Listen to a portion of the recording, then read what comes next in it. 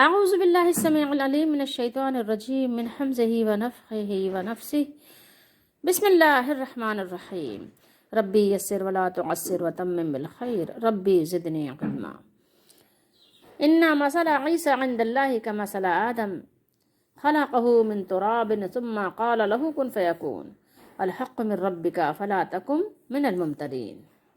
دو آیتیں ہیں سورۃ آل عمران کی، ترجمہ احمد رضا کا ہے۔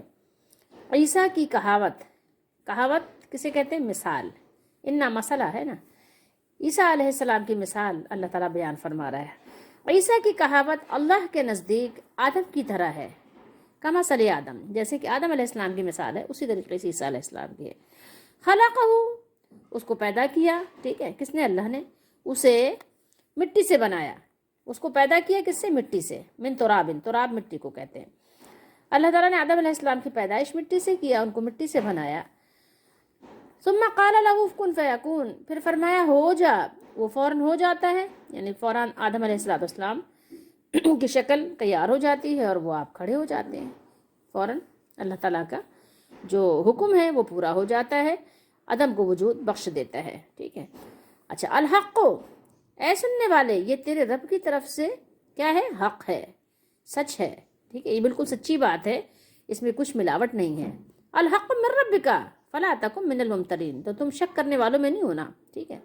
اے سننے والے، یہ تیرے رب کی طرف سے حق ہے، یہ سچ ہے، یہ سچی بات ہے، یہ حق سے مراد یہاں سچ ہے، اس میں کچھ ملاوٹ نہیں ہے۔ جسے ہم بات کرتے ہیں تو کچھ کا کچھ رائی کا پہاڑ بناتے ہیں، نعوذ باللہ، استغفر اللہ، یہ کلام اللہ ہے، حق ہے، تو شک والوں میں نہ ہونا، یعنی شک نہیں کرنا کہ شک کرنے لگ جاؤ کہ پتہ نہیں، نعوذ باللہ استغفر اللہ، کہانی بنانے والے جیسے کہانی بنا دیتے ہیں، ہم خیالی کہانیاں سنتے اور پڑھتے رہتے ہیں، نہیں، اس طرح اس کو نہیں سمجھنا، اس کو بالکل سچی کتاب ہے یہ، اور اس کی باتیں سب سچی ہیں، یہ سچ ہے، یہ حق ہے، ٹھیک ہے، تو تم شک نہ کرنا، اس میں بدگمانی مت کرنا۔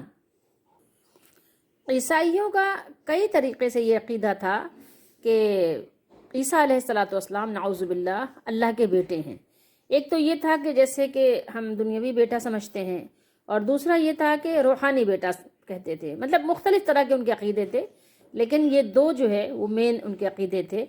اچھا، خیر، ان کا جب یہ عقیدہ تھا کہ وہ اللہ کے بیٹے ہیں، اور اچھا کچھ لوگ یہ بھی سمجھتے تھے کہ اللہ ہی ہیں، ٹھیک ہے، اور کچھ لوگ تین میں سے تیسرا کہتے تھے، نعوذ باللہ استغفر اللہ، ہم تو اللہ تعالیٰ سے معافی مانگتے ہیں، استغفار کرتے ہیں، صرف بتانے کی حد تک کی بات کر رہے ہیں، کیونکہ اللہ تعالیٰ اس سے پاک ہے، وہ بہت بلند ہے، اس کی اپنی بڑی شان ہے، سب اس کے بندے ہیں اور اس کے سامنے سب اس کے سامنے عاجز اور محتاج ہیں، وہ اس کی شان، اس کی بادشاہی وہ لازوال ہے۔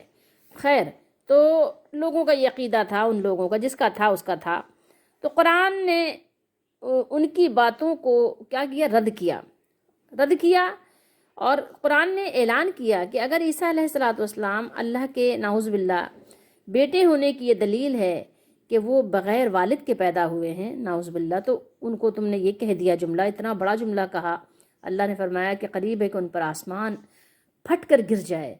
خیر، تو یعنی اگر اس بات کو تم نے دلیل بنایا ہے کہ ان کا کوئی والد نہیں ہے، تو اس وجہ سے تم کو شک شبہ ہو گیا، اور تم اتنی بڑی یعنی جرت کر رہے ہو، ایسی نسبت ان کے طرف کر رہے ہو، تو تم بتاؤ تمہارا کیا خیال ہے اس کے بارے میں ان لوگوں کا کہ جن کے نہ تو کوئی والد تھے اور نہ ہی والدہ تھیں، ان کے بارے میں تمہارا کیا خیال ہے؟ اور وہ کون ہیں؟ وہ آدم علیہ السلام ہیں۔ تو پھر تو نعوذ باللہ استغفر اللہ، وہ زیادہ مطلب اس بات کے کہلانے کے، سمجھے جانے کے زیادہ مستحق ہو گئے، نعوذ باللہ استغفر اللہ، کہ ان کے تو نہ ماں ہے نہ باپ ہے۔ عیسیٰ علیہ السلام کی تو چلو ماں ہیں، والدہ ہیں، لیکن آدم علیہ السلام کی تو دونوں ہی نہیں ہیں، تو پھر تم کیا کہو گے وہاں پر؟ تو اگر تو تم آدم علیہ السلام کو، اے عیسائیو، سوچو تھوڑی دیر کے لیے، غور کرو کہ اگر تو تم آدم علیہ السلام کو اللہ کا بندہ مانتے ہو، تو پھر تمہیں اس بات میں کیوں شک ہو گیا کہ عیسیٰ علیہ السلام اللہ کے بندے نہیں ہیں؟ ٹھیک ہے، اگر تم آدم علیہ السلام کو انسان مانتے ہو اور ان کو اللہ کا بندہ مانتے ہو، ان کو اللہ کا بیٹا نہیں مانتے، تو پھر عیسیٰ علیہ السلام کو تم نے اللہ کا بیٹا کیوں بنا رکھا ہے؟ اللہ تعالیٰ کی اپنی قدرت ہے، وہ اپنی قدرت کاملہ سے جو کچھ بھی ظہور فرمائے، اللہ تعالیٰ کی قدرت کے سامنے کسی کو کیا گنجائش ہے؟ کسی کو دم مارنے کی کیا گنجائش رہ جاتی ہے؟ تو اے سننے والو، اس بات کو سنو اور سمجھو کہ اللہ کے نزدیک آدم علیہ السلام کی پیدائش جس طرح ہوئی بغیر ماں باپ کے، اسی طرح حضرت عیسیٰ علیہ السلام کی پیدائش بغیر والد کے ہوئی ہے۔ تو یہ بات سمجھ لو کہ عیسیٰ علیہ السلام بھی نہ تو نعوذ باللہ استغفر اللہ تعالیٰ ہیں اور نہ ہی جو ہے ان کے بیٹے ہیں۔ اللہ کے نزدیک عند اللہ کمثل آدم، اللہ کے نزدیک آدم علیہ السلام اور عیسیٰ علیہ السلام کی پیدائش کیسی ہے؟ ایک جیسی ہے، یکساں ہے۔ وہ بھی اس کی قدرت کی جلوہ گری ہیں اور یہ بھی اس کی مشیت کی کرشمہ نمائی ہیں، ٹھیک ہے؟ تو نہ خدائی کا دم بھرنے کا حق آدم علیہ السلام کو ہے اور نہ ہی عیسیٰ علیہ السلام کو ہے، اور وہ ایسا کرتے بھی نہیں، ٹھیک ہے؟ اللہ کے بندے ایسا کرتے بھی نہیں ہیں۔ کیوں کریں گے وہ کہ جن کو اللہ نبوت دے، رسالت دے، حکمت دے، کیا وہ ایسی بات کریں گے؟ سوال ہی پیدا نہیں ہوتا۔ اسی صورت میں ہم آگے جا کر پڑھ لیں گے کہ اللہ تعالیٰ نے کیا بیان فرمایا ان بزرگوں کے بارے میں۔ سب کے سب جن جن کو اللہ نے پیدا کیا، جن کو اللہ نے بزرگی عطا فرمائی، سب کے سب اللہ کے بندہ ہونے میں اور اسے اپنا رب ماننے میں کیا کرتے ہیں؟ شکر گزاری بجا لاتے ہیں۔ وہ ادھر ادھر کی باتیں ہینکی پھینکی نہیں کرتے اور وہ الٹی سیدھی باتیں بھی نہیں کرتے۔ وہ حق کو پہچانتے ہیں اور حق کو مانتے بھی ہیں اور حق کا اظہار کرتے ہیں اور اعلان بھی کرتے ہیں۔ پہلے دیکھیے یہاں پر انا کا ذکر ہوا۔ انا کیا کرتا ہے؟ یقین کا فائدہ دیتا ہے، یقین کا فائدہ، شک کو دور کر دیتا ہے۔ تو اللہ تعالیٰ نے پہلے انا سے یعنی کلام شروع فرمایا۔ کیسے؟ انا مثل عیسیٰ عند اللہ کا مثل آدم۔ بے شک، یعنی اب بے شک کا ترجمہ کیوں ہوتا ہے؟ آپ کہتے ہیں نا یار کوئی شک نہیں ہے اس میں، ٹھیک ہے، تردد نہیں ہے کوئی، یہ وہی ہے، یہ بے شک یعنی یقینی بات ہے، یہ اس میں شک بھی نہیں ہے۔ بے شک مثال عیسیٰ علیہ السلام کی کیسی ہے اللہ تعالیٰ کے نزدیک؟ اللہ کے نزدیک عیسیٰ علیہ السلام آدم علیہ السلام کی طرح اللہ تعالیٰ نے ان کی مثال دے کر فرمایا کہ اللہ تعالیٰ نے اپنی قدرت سے بغیر والد کے اللہ تعالیٰ نے ان کو پیدا فرمایا اور مثال دی کمثل آدم، آدم کی طرح ہے علیہ السلام۔ اللہ تعالیٰ نے انہیں اپنی قدرت کے ساتھ باپ اور ماں دونوں کے بغیر پیدا فرمایا تھا، اور یہاں اللہ تعالیٰ نے فرمایا خلقہ من تراب ثم قال له کن فیکون۔ اللہ نے مٹی سے ان کو اللہ تعالیٰ نے بنایا، ایک ان کی صورت بنائی، ایک ان کا جسم بنایا، ان کا قالب بنایا، پھر فرمایا کہ ہو جا۔ اللہ نے کیا فرمایا؟ ہو جا، یعنی انسان بن جاؤ۔ تو اللہ تعالیٰ کے حکم سے، اللہ تعالیٰ کے اذن سے وہ انسان ہو گئے۔ آدم علیہ السلام ایک انسانی شکل اور صورت کے ساتھ کھڑے ہو گئے۔ تو جس ذات گرامی نے حضرت آدم علیہ السلام کو ماں باپ کے بغیر پیدا فرمایا، عیسیٰ علیہ السلام کو بطریق اولا پیدا کرنے پر اللہ تعالیٰ قادر ہے۔ اور اگر اس بنیاد پر عیسیٰ علیہ السلام کے بارے میں بیٹا ہونے کا دعویٰ جائز ہے کہ وہ باپ کے بغیر پیدا ہوئے ہیں، تو حضرت آدم علیہ السلام کے بارے میں یہ دعویٰ بالاولا جائز ہوگا، نعوذ باللہ استغفر اللہ۔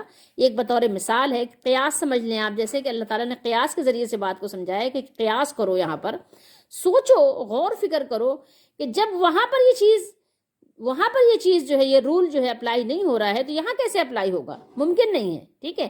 ایک ہی رول کو آپ اپلائی کریں گے نا دونوں جگہ، الگ الگ رول تو نہیں بن رہے ہیں نا۔ تو جیسے وہاں پر آپ نے اس کو اس طرح مان لیا، انسان مان لیا، نبی مان لیا، تو یہاں بھی مان لیجئے، انسان مان لیجئے، نبی مان لیجئے، اور اللہ کی قدرت کی ایک نشانی مان لیجئے۔ تو اس پر سب کا اتفاق ہے کہ یہ دعویٰ کیا ہے؟ باطل ہے بالکل، یعنی کہ یہ بے مقصد فضول۔ تو ایسے باطل اور فاسد دعوے سے کیا ہے؟ خسرت دنیا والآخرہ، کچھ بھی حاصل نہیں ہے، فضول۔ الحق من ربک، جتنے بھی سننے والے ہیں، جتنے بھی قرآن مجید کی تلاوت کرنے والے ہیں، جتنے بھی قرآن مجید کو جاننے والے ہیں، ان سب کو مخاطب کر کے قرآن مجید اعلان فرما رہا ہے۔ کیا اعلان فرما رہا ہے؟ الحق من ربک فلا تکن من الممترین۔ یہ بات آپ کے رب کی طرف سے حق ہے۔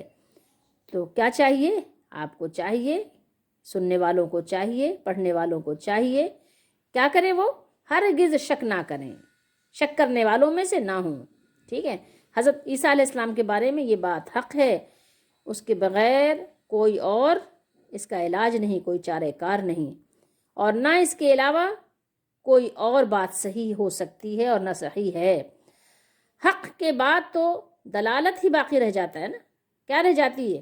کیا چیز باقی رہ جاتی ہے؟ حق کے بعد گمراہی رہ جاتی ہے. اگر آپ حق کو نہیں مانتے تو پھر گمراہی کو مانیں گے، گمراہی پر ڈٹے رہیں گے، اس پہ بزید ہو جائیں گے.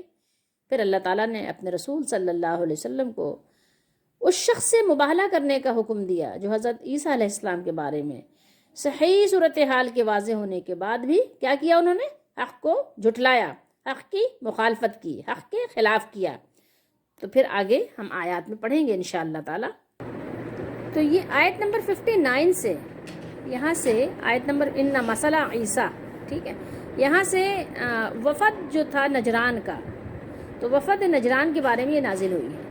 تو اس وفد نے رسول اللہ صلی اللہ تعالیٰ علیہ وآلہ وسلم سے کیا کیا تھا؟ بحث، ٹھیک ہے، بحث مباحثہ کیا تھا. تو بحث کے دوران عیسیٰ علیہ السلام بنوبہ کیا چیز ہے، یعنی اللہ کا بیٹا ہونے پر اس سے استدلال کیا کہ وہ بغیر باپ کے پیدا ہوئے ہیں.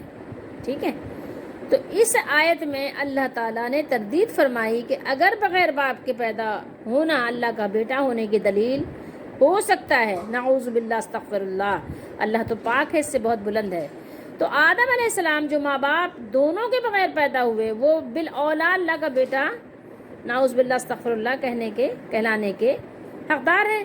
اگر آپ کی یہی لاجک ہے، یہی آپ کی منطق ہے، مگر نہیں. اے عیسائیوں، کان کھول کر سن لو، اچھی طرح سن لو کہ آپ کا یہ عقیدہ بالکل باطل ہے. اصل میں اللہ تعالیٰ نے آدم علیہ السلام کی طرح عیسیٰ علیہ السلام کو بھی کن سے پیدا کر کے اپنی قدرت کاملہ کو ظاہر فرمایا ہے. من ترابن، یہ ترابن میں جو بعد و زیر بن ہے نا، یہ تنوین، اس کی وجہ سے کیا ہوتا ہے؟ اس کی وجہ سے کسی بھی چیز کی کبھی بڑائی مقصود ہوتی ہے، ٹھیک ہے، تنوین کی وجہ سے کبھی بڑائی، عزت، فضیلت مقصود ہوتی ہے، اور کبھی تحقیر و تذلیل محسوس ہوتی ہے، اور کبھی تھوڑا اور کم کے لیے بھی یہ تنوین استعمال کی جاتی ہے. تو یہ یہاں پہ تنوین جو ہے وہ تقلیل کے لیے ہے، یعنی کمی کے لیے، یعنی کچھ مٹی سے، ساری مٹی سے تو نہیں بنایا نا آدم علیہ السلام کو. اللہ تعالیٰ نے اس طریقے سے مٹی سے آدم علیہ السلام کی جو پیدائش فرمائی، تو یہاں فرمایا کہ تھوڑی سی مٹی، کچھ مٹی سے آدم علیہ السلام کو اللہ تعالیٰ نے تخلیق فرمایا. قرآن مجید کی تلاوت کر کے آپ کو اندازہ ہوگا کہ باطل بھی ہمیشہ کیا کرتا ہے؟ وہ حق کا سہارا لیتا ہے. وہ حق کا سہارا لیے بغیر کیا کر سکتا ہے؟ کھڑا نہیں ہو سکتا. تو اس کے پاس حق کی بیساکھی ہوتی ہے، جس انداز کی بھی ہو. آپ دیکھیں کہ جو لوگ عیسیٰ علیہ السلام کو اللہ تعالیٰ کا بیٹا یا تین میں سے تیسرا یا نعوذ باللہ اللہ یا جس طرح سے بھی ہو، اب یہ خدا جو کہتے ہیں، خدا کا کیا معنی ہے؟ خدا کا ظاہر ہے اللہ ہی کی کانسیپٹ کے لحاظ سے کہتے ہیں نا، ورنہ ظاہر ہے خدا، ویسے میں اس لیے نہیں بولتی ہوں کہ خدا قرآن و حدیث میں کہیں پر اللہ تعالیٰ نے اپنے لیے یہ نام منتخب نہیں فرمایا، کہیں پر اس کا ذکر نہیں فرمایا، نہ قرآن میں نہ حدیث میں. اور اللہ نے فرمایا کہ اللہ تعالیٰ کے سب نام پیارے ہیں، اس کے ناموں سے اس کو پکارو. حدیث میں ذکر ہے کہ اللہ کے 100 نام ہیں، ایک کم، یعنی 99. تو ہم اللہ تعالیٰ کے اتنے سارے ناموں کے موجودگی میں ایسا ہمارے لیے کیا مسئلہ ہے کہ جو ہم خدا ہی پکاریں؟ تو اس لیے ہمارے لیے بہت سارے اللہ کے نام ہیں پیارے پیارے، ہم ان ناموں سے اللہ تعالیٰ کو پکاریں. تو اب آپ دیکھیے کہ جن لوگوں نے اللہ کو، یعنی عیسیٰ علیہ السلام کو اللہ کے برابر کر دیا، کسی بھی صورت میں وہ اللہ کے برابر عیسیٰ علیہ السلام کو ٹھہراتے ہیں. تو اب آپ بتائیے کہ استدلال کہاں سے کرتے ہیں؟ قرآن سے ہی کرتے ہیں. ہم انشاءاللہ تعالیٰ آپ کو وہ آیات بھی دکھا دیں گے کہ جہاں سے وہ استدلال کرتے ہیں.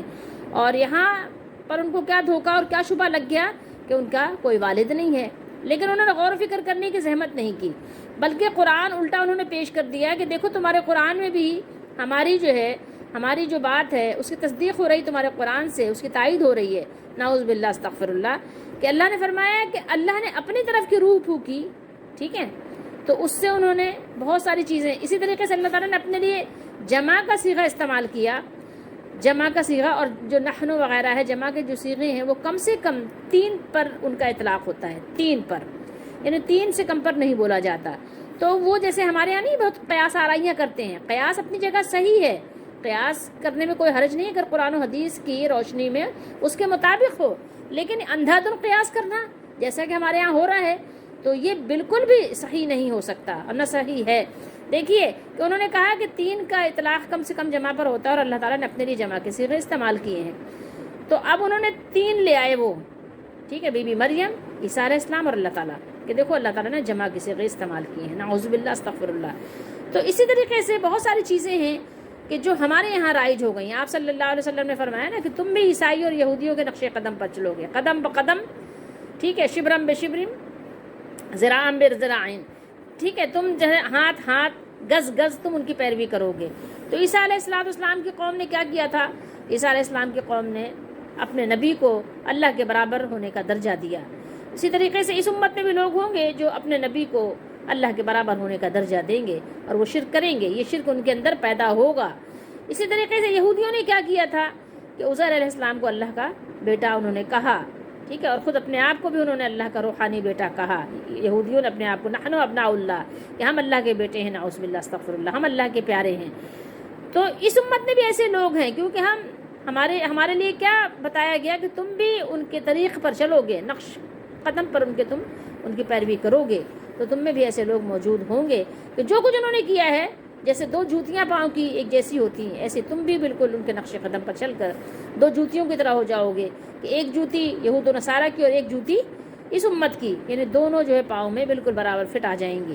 تو ہمیں چاہیے کہ ہم اس طرح کے استدلال نہ کریں قرآن و حدیث سے جو قرآن و حدیث کے ہی خلاف ہو، ٹھیک ہے، جو لینے کے دینے پڑ جائیں، ایسے کام ہم نہ کریں، اپنا فائدہ کریں، اپنا بھلا کریں۔ اگر آپ کو اپنے آپ پر رحم ہے، کچھ آپ اپنے لیے خیر چاہتے ہیں، تو اس طرح کی جو ہے قیاس آرائیاں نہ کریں کہ جس قیاس آرائی سے قرآن مجید کی آیات ہی کا معنی بدل جاتا ہے۔ ہمارا اپنا بھلا اس میں ہے کہ ہم قرآن مجید کو اور احادیث مبارکہ کو من و مان لیں، اس کے علاوہ کبھی کسی کا بھلا نہیں ہو سکتا۔